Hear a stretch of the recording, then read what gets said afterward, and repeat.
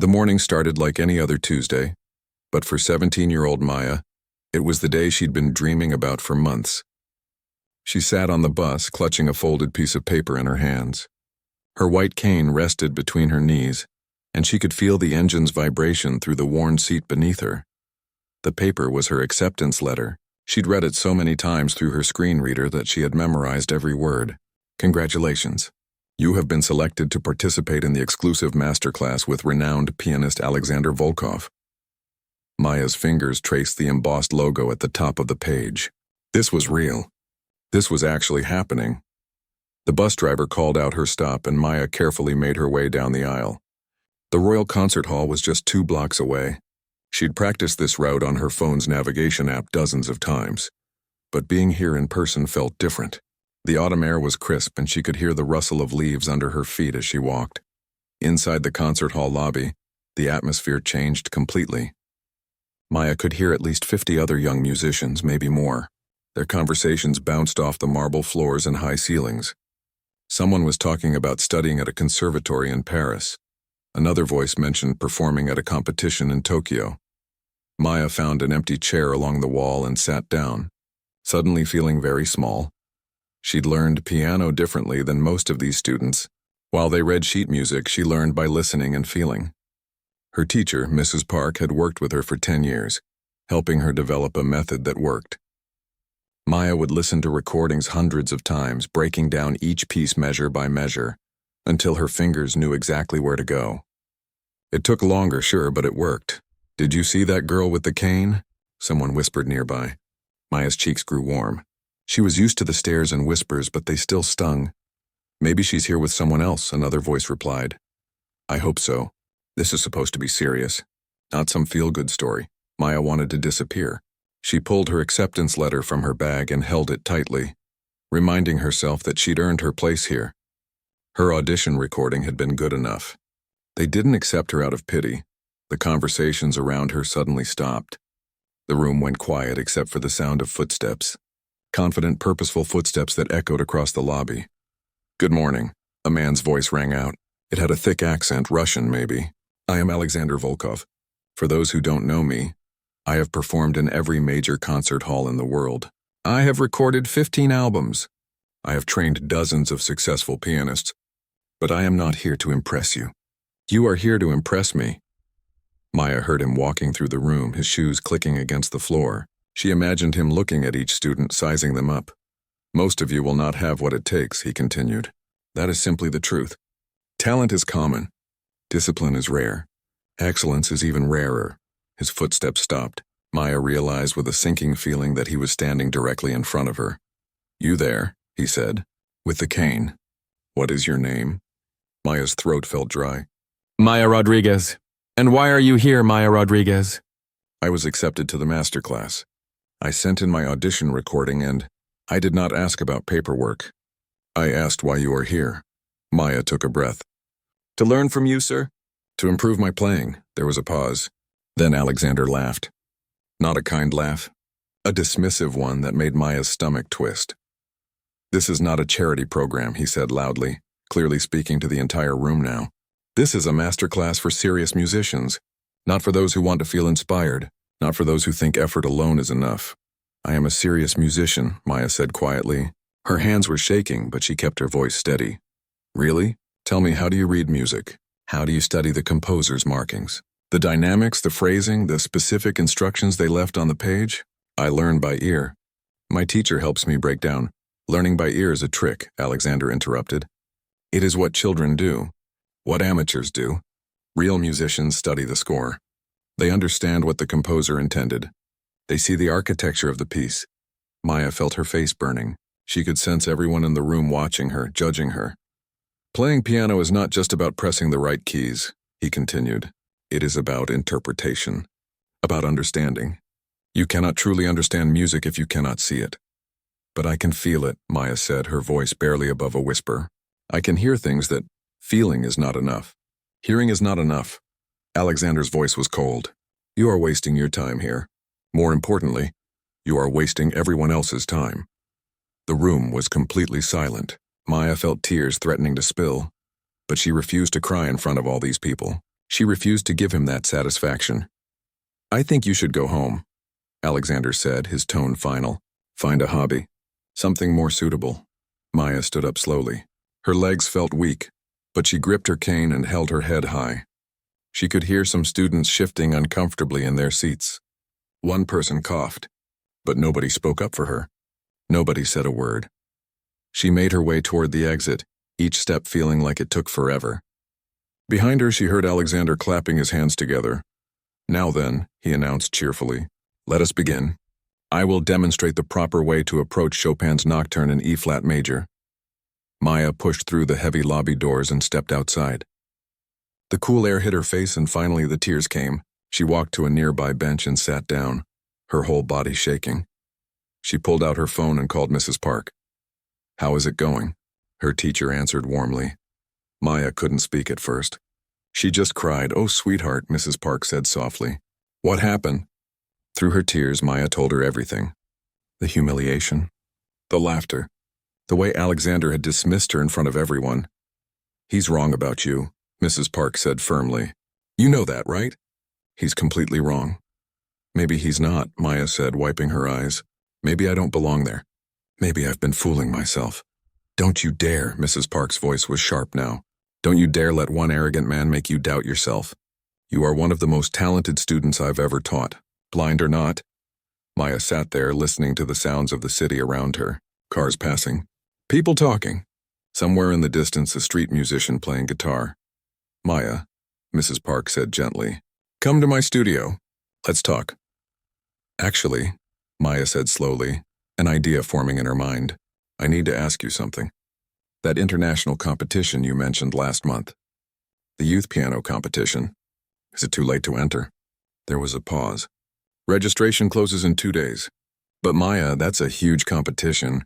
People prepare for years. Is Alexander Volkov judging it?" Another pause. "Yes, he's the head judge. Why?"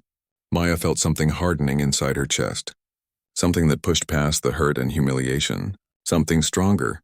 "Because I'm going to enter," she said, "and I'm going to show him exactly what a blind girl can do." Mrs. Park was quiet for a moment. Then she said, "All right, if you're serious about this, we have a lot of work to do. Can you come to the studio now?" Maya stood up from the bench. Her tears had stopped. Her hands were no longer shaking. "I'm on my way," she said. Mrs. Park's studio smelled like old wood and piano polish. Maya had spent countless hours here over the years, but today felt different. Today, she wasn't just coming for a regular lesson. She was coming to prepare for war. "Sit down," Mrs. Park said, guiding Maya to the familiar piano bench. "Before we talk about the competition, I need you to understand something. Alexander Volkov is not just any judge. He's known for being brutal. He's made professional pianists cry." "Are you absolutely sure about this?" Maya nodded. "I've never been more sure about anything," Mrs. Park sighed. "All right. Then let me tell you what you're up against. The International Youth Piano Competition happens once every 2 years. Last time, over 300 pianists applied. They accepted 200. The competition runs for 2 weeks with multiple rounds of elimination. The final 3 performers play with a full orchestra in front of thousands of people. And the winner?" Maya asked. "Gets a recording contract and performs at Carnegie Hall. But Maya, most competitors have been training specifically for this since they were children. They come from the best music schools in the world. Some have private coaches who cost thousands of dollars per month." "I have you," Maya said simply. Mrs. Park laughed softly. "Yes, you do. And we're going to work harder than we've ever worked before. The application requires you to submit 3 pieces. 1 Baroque, 1 Romantic period, and 1 of your own choosing. What do you want to play?" Maya had been thinking about this on the entire bus ride over. For Baroque, Bach's Italian Concerto. For Romantic, Rachmaninoff's Piano Concerto No. 3. Mrs. Park was quiet for a moment. "Maya, the Rachmaninoff is one of the most difficult pieces in the entire classical repertoire. Professional pianists struggle with it. I know. That's why I'm choosing it." "And your personal choice?" Maya smiled. "Something special. Something that will mean something. I'll tell you when I'm ready." Over the next 2 days, they worked non-stop on the application recordings. Maya's mother brought meals to the studio. Her younger brother complained that she was never home anymore, but Maya barely noticed. She was focused entirely on the piano. Her fingers flew across the keys, playing passages over and over until they were perfect. Mrs. Park would stop her, make tiny corrections, then have her play again. Sometimes they'd work on just 8 measures for an hour, perfecting every detail. "Your technique is flawless," Mrs. Park said on the second evening. "But remember, technique isn't enough. You need to make them feel something. You need to tell a story with the music." "I know what story I'm telling," Maya said quietly. "I'm telling them that being different doesn't mean being less. That there's more than one way to see the world." They submitted the application with just 30 minutes to spare before the deadline. Then came the waiting. The competition organizers said they'd announce the accepted participants in 2 weeks. 2 weeks of Maya checking her email every hour. 2 weeks of barely sleeping, wondering if she'd made a terrible mistake. Her mother noticed the change in her. "Mia, you're not eating enough." "You look exhausted." "I'm fine, Mom. I just need to know if I got in." "And what if you don't?" Maya hadn't let herself think about that. "Then I'll try again in 2 years. But deep down she knew this was her moment. This was her chance to prove Alexander wrong. If she didn't get accepted, that chance would slip away. The acceptance email came on a Tuesday morning, exactly 14 days after she'd applied. Maya's phone read it aloud to her. "Congratulations. You have been selected to participate in the International Youth Piano Competition. Please review the attached schedule and requirements," Maya screamed. Actually screamed with joy. Her mother came running from the kitchen, thinking something was wrong. "I got in," Maya shouted. "Mom, I got in." Her mother hugged her tight. "Of course you did." I never doubted it. But the celebration was short-lived. When Maya opened the competition schedule, reality hit her hard. The competition was in 3 months. Just 3 months to prepare pieces that most pianists spent years perfecting. She called Mrs. Park immediately. "Did you see the schedule?" "I did. We need to start today." "Come to the studio at 4. For the next 12 weeks, Maya's life became nothing but piano. She practiced 8 hours a day, sometimes more. She'd wake up at 6 in the morning and go through warm-up exercises. Then she'd work on technique for 2 hours. Then she'd focus on one piece at a time, breaking it down measure by measure. Her fingers developed calluses. Her back ached from sitting for so long. Some nights she'd dream about piano keys, seeing them in her mind even though she'd never seen them with her eyes. Mrs. Park pushed her harder than ever before. "Again," she'd say when Maya finished a section. "Your timing was off by half a second again." "I don't hear it," Maya would protest, then listen closer. Again. There were days when Maya wanted to quit. Days when her fingers felt clumsy and nothing sounded right. Days when she wondered if Alexander had been right after all. One particularly bad afternoon, she slammed her hands down on the keys in frustration. "I can't do this.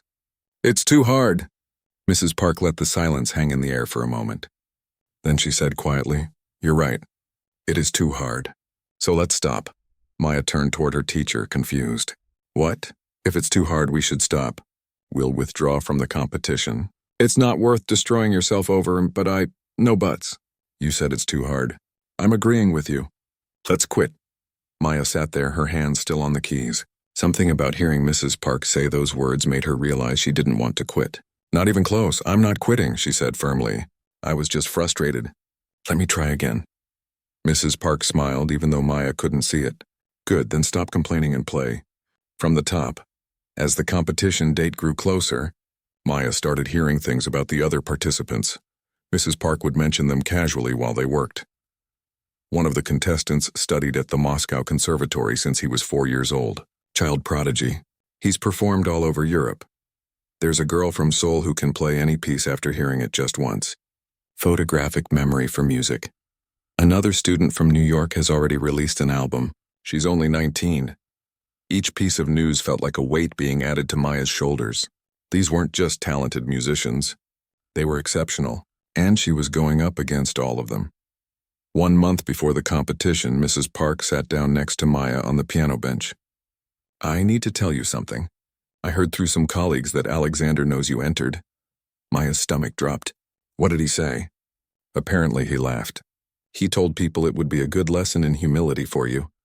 Maya felt anger flash through her, but this time it wasn't the crushing humiliation she'd felt in the concert hall lobby. "This was fuel. Good," she said. "Let him laugh. Let him think I'll fail. I want him to be shocked when he sees what I can do." That's the spirit, Mrs. Park said. Now let's talk about your secret weapon. Your personal choice piece. Have you decided? Maya nodded. I want to play something by Maria Theresia von Paradis. Mrs. Park was quiet. The blind composer from the 1700s? Yes, most people don't even know about her. But she was brilliant, and she proved that blind musicians could create beautiful music. I want to honor her. I want to show everyone that we've been here all along creating art, making music. We're not new. We're not special cases. We're part of music history. Mrs. Park's voice was thick with emotion. That's perfect, Maya. That's absolutely perfect. They spent the final month polishing every detail. Maya practiced until her fingers moved automatically, until she could play even when she was exhausted, until the music became part of her. The week before the competition, Mrs. Park made her rest. No practice. You need to let your body recover, but no buts. You're ready. More practice now will just make you tired. Trust me. So Maya rested. She spent time with her family. She tried to relax, but inside her heart was racing. In just a few days she'd be on that stage. She'd face Alexander again. And this time she wouldn't be the scared girl he'd dismissed. This time she'd show him exactly what she was capable of. On the flight to Vienna, where the competition was being held, Maya held Mrs. Park's hand during takeoff. Are you nervous? Mrs. Park asked. Maya thought about the question. Yes, she was nervous. Terrified, actually, but she was also excited. Ready, determined. I'm ready to prove him wrong, she said simply. Then let's go prove him wrong, Mrs. Park replied. Vienna was colder than Maya expected. She could feel the autumn chill through her jacket as Mrs. Park helped her navigate from the hotel to the competition venue. The streets were busy with tourists and locals, their voices mixing with the sound of trams and traffic. The venue is beautiful, Mrs. Park described. It's an old concert hall with golden decorations and red velvet seats. Crystal chandeliers hanging from the ceiling. Very grand, Maya smiled. She didn't need to see it to feel its importance. The energy here was different, serious, historic. Inside the competitor waiting area, Maya could hear dozens of conversations happening at once. Different languages, different accents. Someone was practicing scales in a corner. Another person was breathing heavily, clearly nervous. The air was thick with tension and expensive perfume. Maya Rodriguez, a woman's voice called out. You're checked in. Your preliminary round is tomorrow at 2 p.m. You'll be performing in Group C. Maya thanked her and found a quiet corner to sit. Mrs. Park sat beside her and they went through the schedule together. 200 pianists had been accepted. The first week would eliminate most of them. Only 50 would make it to the second round, then 25 to the third round. The semi-finals would have just 10 performers, and the finals, only 3. Don't think about all of that right now, Mrs. Park said gently. Just focus on tomorrow, one performance at a time. But Maya couldn't help wondering who else was in this room. Which of these nervous, practicing, chattering people would be her biggest competition? And more importantly, had Alexander arrived yet? She got her answer that evening. There was a welcome reception for all the competitors and judges. Maya didn't want to go, but Mrs. Park insisted. You need to show your face. Let them see you're here. Let them see you're confident. The reception hall was crowded and loud. Maya held Mrs. Park's arm as they navigated through groups of people. She could smell expensive wine and fancy appetizers. Classical music played softly in the background. That's him, Mrs. Park whispered. Alexander. He's standing by the window with 3 other judges. Maya's heart started racing. She hadn't seen him, hadn't been near him since that horrible day at the master class. Does he see me? Maya asked. Not yet. Do you want to leave? Maya thought about it. Part of her wanted to run, but another part, the part that had practiced 8 hours a day for 3 months, wanted to stand her ground. No, she said. I'm staying. They made their way to the refreshment table. Maya was reaching for what she hoped was a glass of water when she heard his voice. Well, if it isn't Maya Rodriguez, she turned toward him, keeping her face calm even though her insides were twisting. Mr. Volkov, she said evenly. I was surprised to see your name on the participant list, he said. His tone was friendly, but there was an edge to it. Very surprised. This is quite an ambitious undertaking for someone with your limitations. Maya felt Mrs. Park's hand tighten on her arm, a silent warning to stay calm. I believe I'm ready for it, Maya said. Ready? Alexander laughed lightly.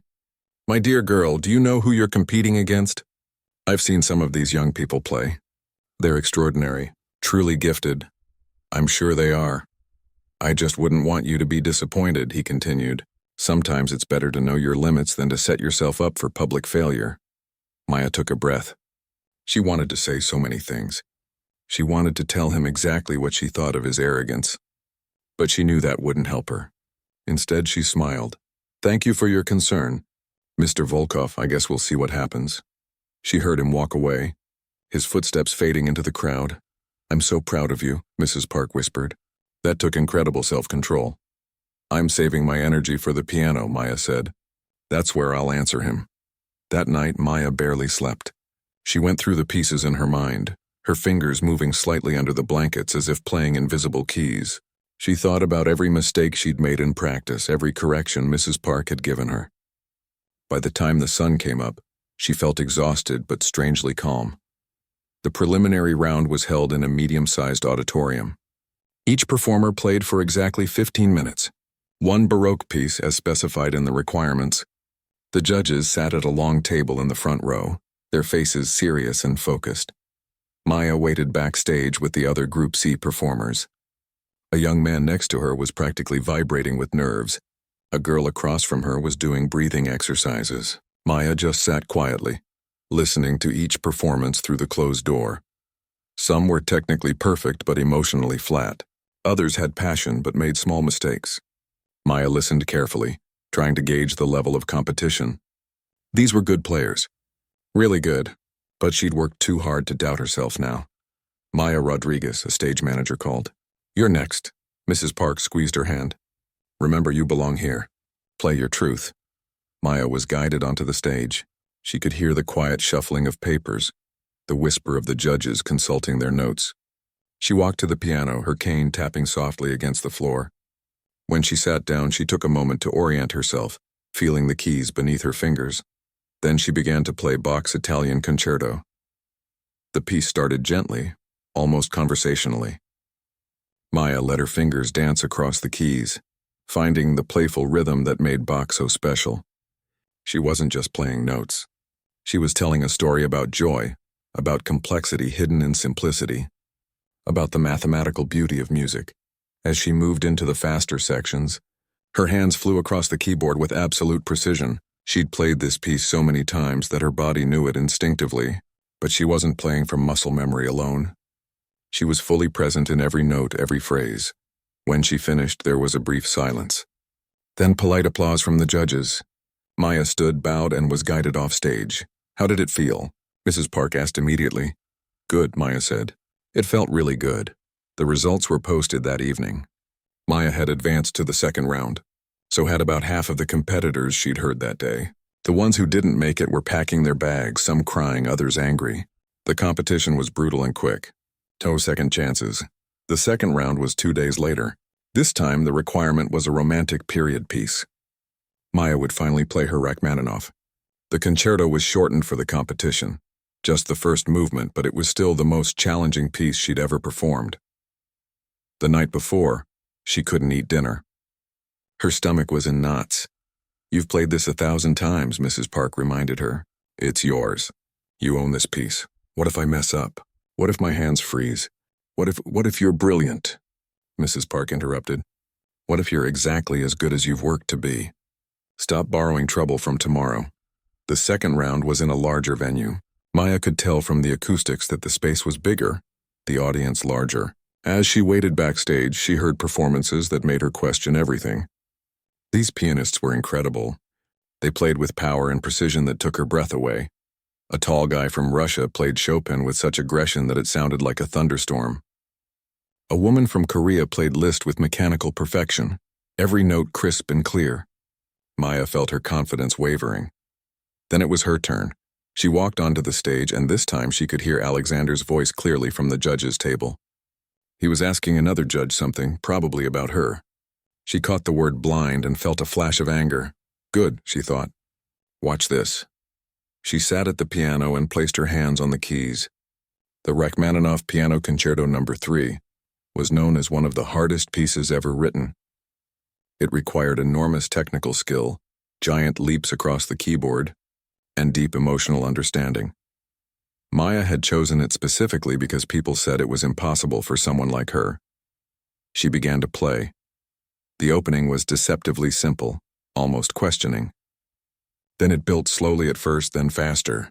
Her hands stretched across the keys, hitting notes that seemed impossible to reach. The piece demanded everything from her physically and emotionally. Maya poured herself into it. She thought about every person who'd ever doubted her. Every time someone had assumed she couldn't do something because she was blind. Every pitying look, every dismissive comment, every closed door. And she channeled all of it into the music. The piece swelled and crashed like ocean waves. Her fingers flew so fast they seemed to blur. She could feel sweat on her forehead, but she didn't care. This was her moment. This was her answer to Alexander, to everyone who thought she didn't belong here. When she played the final chord, she was breathing hard. Her hands were shaking, and the auditorium was completely silent. For 3 long seconds, nobody made a sound. Then the audience erupted. Not just polite applause, real applause, cheering. Someone whistled. Maya heard chairs scraping as people stood up. She stood and bowed, her heart pounding so hard she could hear it in her ears. Backstage, Mrs. Park was crying. "Maya, that was incredible. That was the best I've ever heard you play." That evening, when the results were posted, Maya's name was on the list for the semifinals. Only 10 names total. She'd made it into the top 10 out of 200 pianists, and according to Mrs. Park, Alexander's face when Maya had finished playing had been worth everything. The semifinal round changed everything. Maya could feel it the moment she walked into the venue. The casual atmosphere from the earlier rounds was gone. Now there were camera crews, journalists with recording devices, and photographers everywhere. The 10 remaining competitors had become a story, and everyone wanted to cover it. "Maya, can we get a quote?" a reporter asked, shoving a microphone toward her face. "How does it feel to be the only blind contestant in the semifinals?" Another one called out. Mrs. Park guided her quickly past the crowd. "Don't answer them yet. Focus on your performance first. There will be time for interviews later." But Maya knew why they were suddenly so interested. It wasn't just about her being blind anymore. She'd proven she could compete at the highest level. She'd shocked everyone, especially Alexander. And now people wanted to know her story. The semifinal was different from the previous rounds in a crucial way. This time, each pianist would perform with a full orchestra. Not a recording, not a piano accompaniment. A real live orchestra of 60 musicians. Maya had never played with an orchestra before. "It's going to feel different," Mrs. Park explained during their practice session the day before. "You'll have the conductor, the orchestra, the audience. There are more people, more sounds to navigate. But remember, the orchestra is there to support you, not compete with you. What if I lose my place? What if I can't hear myself over the violins? You won't. You've practiced this piece so much that your body knows it. Trust yourself." The 10 semifinalists were an impressive group. There was Dmitri, the Russian prodigy who'd been playing since he could walk. His technique was flawless, almost mechanical in its perfection. Then there was Ji-won from Korea, whose speed and precision seemed superhuman. There was Paolo from Italy, known for his passionate interpretations. And Chen from China, who played with such mathematical accuracy that she never missed a single note. Maya was the youngest of the group, and the only one with a disability that people could see. The morning of the semifinals, Maya woke up with her heart racing. She'd dreamed about the performance all night. In some dreams, it went perfectly. In others, she forgot everything and sat frozen at the piano while the orchestra waited. "It's just nerves," her mother said on the phone. "You're going to be wonderful. Your father and brother are watching the live stream later. We're all so proud of you, Miha." The performance order was decided by lottery. Maya drew number 7. She'd be right in the middle, which felt both good and bad. Good because she wouldn't go first with all that pressure. Bad because she'd have to sit and listen to 6 other amazing performances before her turn. The venue was the largest one yet. Mrs. Park described it as a grand concert hall, with 3 levels of balconies, all packed with people. Over 2,000 seats, every single one filled. "Alexander is in the front row with the other judges," Mrs. Park whispered. "He's wearing a dark suit. He looks very serious." Maya nodded but didn't say anything. She was trying to stay calm, to focus on her breathing like Mrs. Park had taught her. The first performer was Dmitri. He played a Tchaikovsky concerto with cold precision. Every note was technically perfect, but somehow it felt empty. Like watching someone solve a math equation rather than tell a story. The applause was respectful but not enthusiastic. Ji-won went second. Her Chopin was incredibly fast, her fingers flying across the keys at impossible speeds. The audience gasped at some of her runs. But again, something was missing. It was impressive to watch, but it didn't make Maya feel anything. Third was Paolo. His Beethoven was full of passion and drama. He swayed at the piano, his whole body involved in the music. The audience loved it. They gave him a standing ovation. Maya felt her stomach drop. That was the kind of performance she was up against. 3 more pianists went before Maya's turn. Each one was brilliant in their own way. Chen's Mozart was mathematically perfect. A girl from France played Debussy with delicate beauty. A young man from Brazil brought fire to his Chopin. Then it was Maya's turn. As she was guided onto the stage, she heard the audience shift. The murmuring increased. She knew people were curious, maybe skeptical. Some probably thought she'd gotten this far out of sympathy. Others might have been rooting for her underdog story. But Maya wasn't thinking about any of that. She was thinking about the music. The conductor introduced himself quietly when she reached the piano. "I'm Maestro Fischer. I'll be watching you carefully. If you need me to slow down or adjust anything, I'll follow your lead. This is your performance. We're here to support you." Maya thanked him and sat down at the piano. She took a moment to center herself, feeling the keys under her fingers. Behind her, she could hear the orchestra settling, preparing their instruments. The concert hall was so quiet she could hear someone cough 3 rows back. Then Maestro Fischer raised his baton, and the orchestra began. The opening of Rachmaninoff's Third Piano Concerto started with the orchestra alone, a sweeping, romantic melody. Maya counted the measures in her head, preparing for her entrance. Her hands hovered over the keys. Then it was time. She began to play, and immediately she understood what Mrs. Park had meant. Playing with an orchestra was completely different. The sound surrounded her, lifted her, challenged her. She had to listen carefully to stay with them, to match their tempo and dynamics. But instead of being overwhelmed, Maya felt energized. The orchestra wasn't competing with her. They were having a conversation. She'd play a phrase and the violins would answer. The cellos would support her. The horns would punctuate her powerful moments. As the piece progressed, Maya forgot about the audience, the judges, even Alexander. She forgot about proving herself or making a point. She just played. The Rachmaninoff demanded everything. There were sections where her hands had to stretch impossibly wide, hitting notes that seemed designed to be unplayable. There were moments of incredible speed where her fingers had to move faster than thought, and there were quiet, tender passages that required absolute control. Maya gave herself to all of it. She thought about her journey. The little girl who'd lost her sight at age 7 and thought she'd never do anything special. The hours and hours of practice, learning to trust her ears and her hands. The humiliation of Alexander's dismissal. The determination that had brought her here. And she thought about Maria Theresia von Paradis, the blind composer from centuries ago who'd proven that disability didn't mean inability. Maya was part of a long line of musicians who'd refused to accept limitations. The piece built to its famous climax, a series of thundering chords that required enormous physical power. Maya attacked them with everything she had.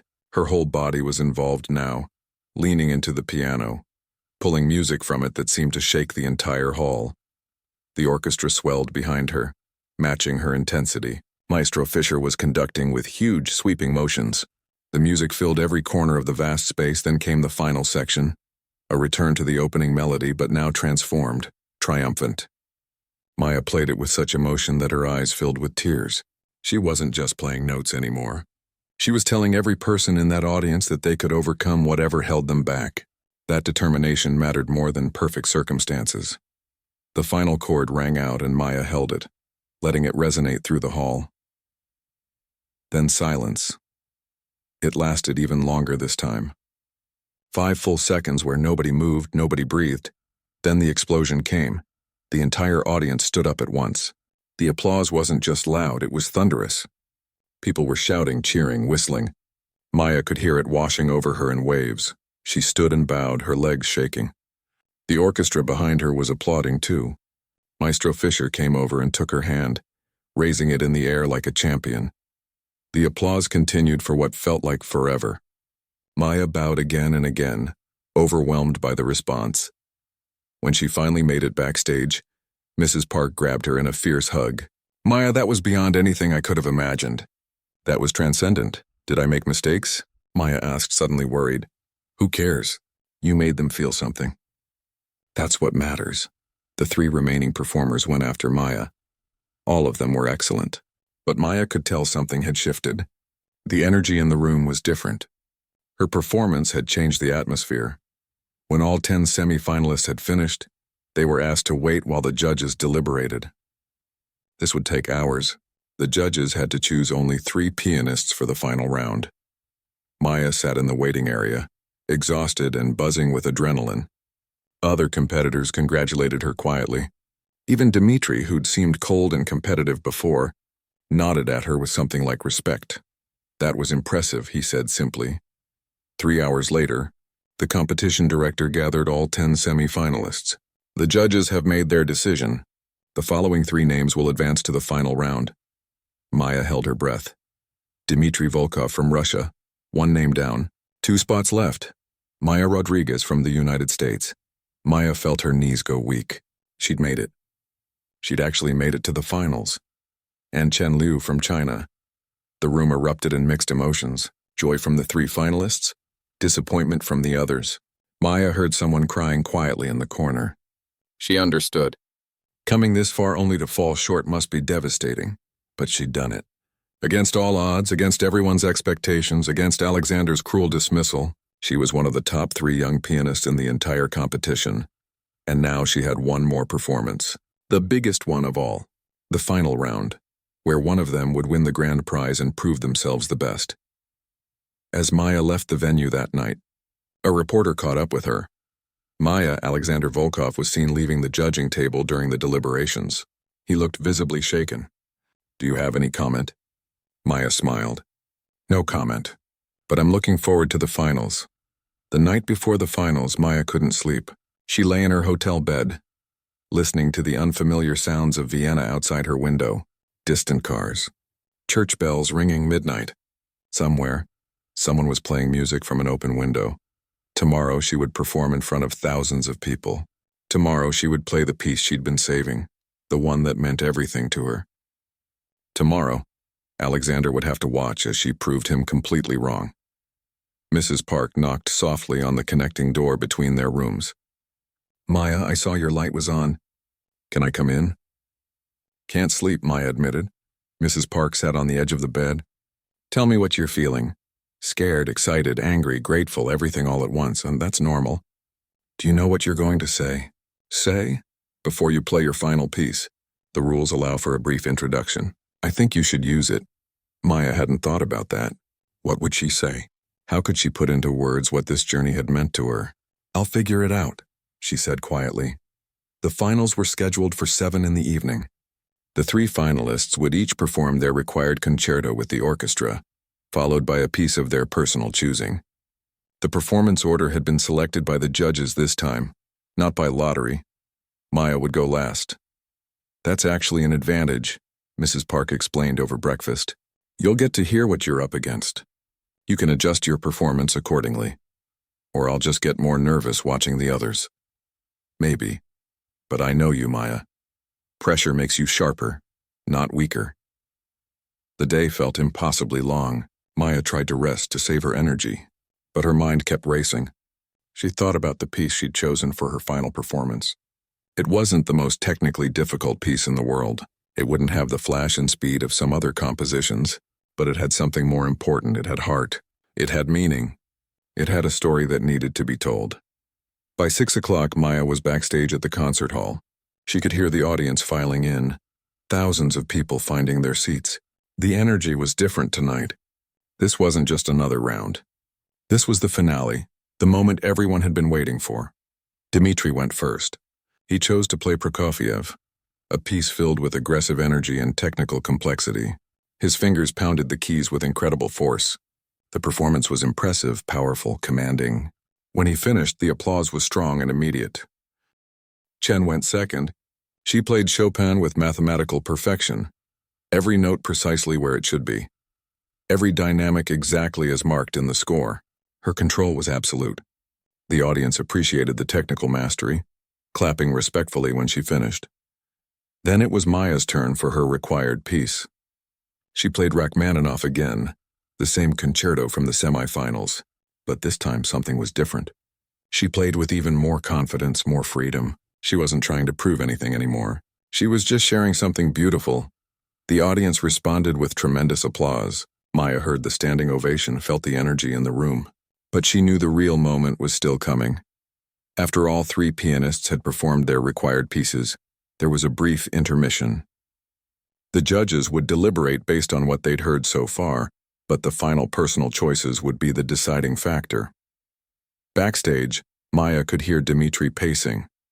Chen was doing vocal warm-ups, humming scales to stay focused. Maya just sat quietly, her hands resting in her lap. "Are you ready?" Mrs. Park asked. "More than ready." The second half began. Dmitri played Liszt's Hungarian Rhapsody, a showpiece designed to display virtuosity. He attacked it with fierce determination, his hands flying across the keyboard. The audience gasped at his speed. When he finished, they cheered loudly. Chen played Mozart's Piano Sonata No. 16. Her interpretation was clean and classical, showing respect for the composer's intentions. The applause was warm but not overwhelming. Then the announcer's voice came over the speakers. "Our final performer of the evening, Maya Rodriguez from the United States." Maya stood up. Mrs. Park squeezed her hand one last time. "Go tell your story." Maya walked onto the stage, guided by the stage manager. The audience was completely silent, waiting. She could feel Alexander's presence in the front row, could imagine him sitting there with his arms crossed, still skeptical even after everything she'd done. She reached the piano but didn't sit down immediately. Instead, she turned toward where she knew the microphone was positioned. "Before I play," she said, her voice steady and clear, "I want to tell you about Maria Theresia von Paradis." The audience was completely quiet, listening. She was born in Vienna in 1759. This city, actually. When she was very young, she lost her sight. But she didn't let that stop her from becoming one of the most celebrated musicians of her time. She was a pianist, a composer, a teacher. Mozart himself wrote a concerto for her. She toured all over Europe, performing for royalty and commoners alike. Maya paused, letting her words sink in. Most people today don't know her name. She's been largely forgotten by history. But she proved something important. Something that needed proving then and apparently still needs proving now. She proved that blind musicians aren't just capable of performing music. We're capable of creating it, interpreting it, and sharing it in ways that move people. Maya turned slightly toward where she knew the judges sat. The piece I'm about to play is called Darkness and Light. Maria Theresia wrote it herself. And I'm playing it tonight to honor her memory, and to honor every musician who's ever been told they can't, that they're not good enough, that they should give up because they're different. She made her way to the piano bench and sat down. Her hands found the keys and she took one deep breath. Then she began to play. The piece started softly, almost like a whisper. Gentle notes that seemed to float in the darkness. It was Maria Theresia's way of describing what it felt like to be blind, to navigate a world without sight. The music was tentative at first, uncertain, but then it began to grow. The melody found its confidence. The notes became stronger, more assured. This was the part where Maria Theresia had learned to trust herself, to find her way through music. Maya played with such emotional honesty that people in the audience began to cry. This wasn't about technical perfection. This was about human experience, about struggle and triumph, about finding light even in darkness. The piece swelled into a powerful middle section, full of determination and strength. Maya's hands moved across the keys with absolute certainty. She was telling everyone watching that being different didn't mean being less, that limitations were often just excuses created by people who couldn't imagine another way. Then the music softened again, becoming tender and beautiful. This was the piece that came from self-acceptance, from knowing your worth regardless of what others thought. Maya played the final notes with such gentle grace that the sound seemed to hang in the air, not wanting to fade. When the last note finally disappeared into silence, nobody moved. The silence stretched on. 5 seconds, 10 seconds, 15. Then Maya heard something she didn't expect. Footsteps. Someone was walking toward the stage. It was Alexander. He climbed the steps to the stage, and Maya could hear him clearly now. His footsteps were slow, measured. When he reached her, he stopped. "Miss Rodriguez," his voice was thick with emotion. "May I say something?" Maya nodded, confused and nervous. Alexander's voice rang out across the concert hall. "Ladies and gentlemen, I need to make a public apology. Several months ago, I dismissed this young woman from my master class. I told her she was wasting everyone's time. I said she could never truly understand music because she couldn't see it." Maya heard him take a shaky breath. "I was wrong. Profoundly, completely wrong. Maya Rodriguez has taught me something tonight that I should have learned long ago. True artistry doesn't come from the eyes. It comes from the soul. What she just played wasn't merely technically excellent. It was transcendent. It reminded me why I fell in love with music in the first place." The audience began to applaud, but Alexander held up his hand. "I am sorry, Maya, for my arrogance, for my cruelty, for my blindness to your extraordinary gift. You are not just a good pianist. You are a great one, and I am honored to have witnessed your performance tonight." Now the applause came loud and sustained. Maya stood, tears streaming down her face. Alexander took her hand and raised it high, presenting her to the audience like a champion. The judges deliberated for 45 minutes. When they returned, the competition director stepped to the microphone. This was the most difficult decision in the history of this competition. All three finalists displayed remarkable skill. But one performance stood apart, not just for technical ability, but for emotional depth and artistic vision. Maya's heart was pounding, so hard she could barely hear. The winner of this year's International Youth Piano competition is Maya Rodriguez. The audience exploded. People were on their feet, screaming, applauding, celebrating. Mrs. Park was crying and laughing at the same time. Maya stood there, overwhelmed, hardly able to believe it was real. 3 months later, Maya performed at Carnegie Hall. Alexander sat in the front row, tears in his eyes throughout her entire performance. Her story had inspired thousands of young musicians with disabilities to pursue their dreams. And whenever she performed, Maya always started the same way, by dedicating her music to anyone who'd ever been told they weren't enough. Because she'd learned that the only opinion that truly mattered was the one you held of yourself.